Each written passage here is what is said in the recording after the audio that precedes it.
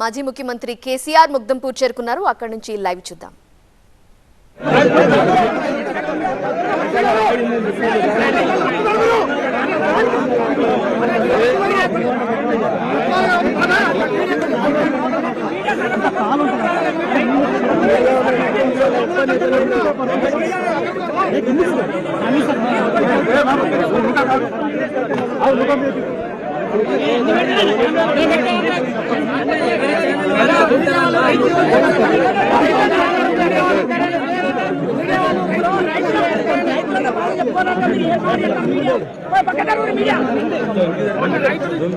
రైతుల బాధలు చెప్పుకోలేదు.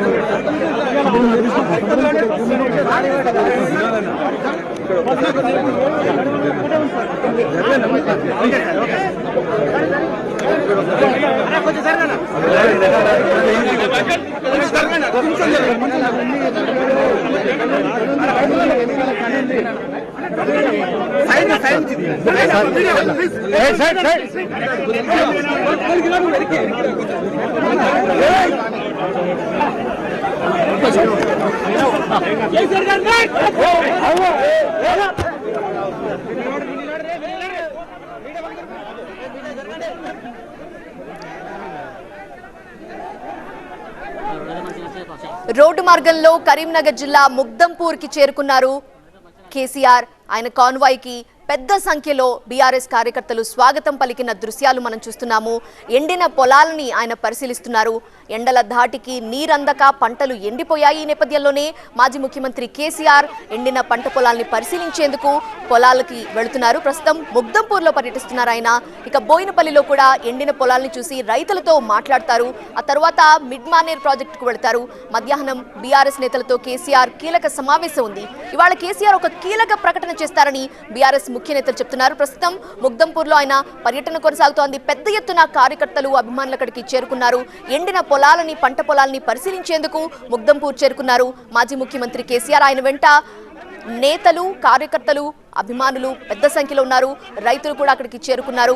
ఎండిన పంట పొలాల్ని పరిశీలించేందుకు మాజీ ముఖ్యమంత్రి కేసీఆర్ ముగ్ధంపూర్ పర్యటన చేపట్టారు. అలానే బోయినపల్లి కూడా చేరుకుంటారు. పంట పొలాల్ని పరిశీలించబోతున్నారు కేసీఆర్. అదేవిధంగా ఈ రోజు ఒక కీలకమైన ప్రకటన చేస్తారు అని బీఆర్ఎస్ నేతలు చెప్తున్నారు. సో కేసీఆర్ ఏం చెప్పబోతున్నారు అనేది ఉత్కంఠ కొనసాగుతోంది.